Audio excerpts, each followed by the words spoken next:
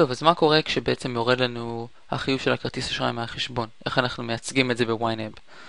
אז בשני, בעשירי או ב-15, לא משנה מתי שיורד לכם החיוב של הכרטיס אשראי, מה שאנחנו בעצם צריכים לעשות זה transfer, זה העברה מחשבון העובר ושב שלנו לוויזה. בואו אני אראה לכם דוגמה. נלך לחשבון העו"ש שלי, ואני אעשה make a transfer, לעשות העברה. אז הטרנספר יהיה מהחשבון עו"ש שלי, כי התחלתי את הפעולה פה, לוויזה.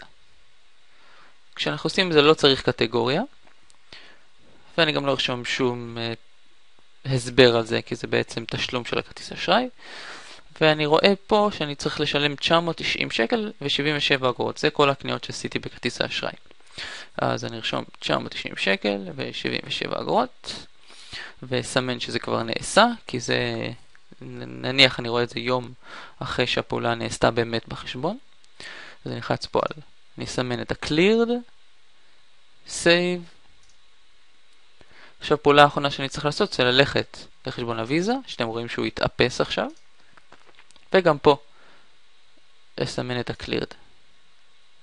כך אנחנו בעצם משלמים, כך אנחנו בעצם, מייצגים את זה שהכרטיס אשראי לוקח לנו מהחשבון סכום מסוים של כסף. אני מקווה שזה היה ברור, ובהצלחה.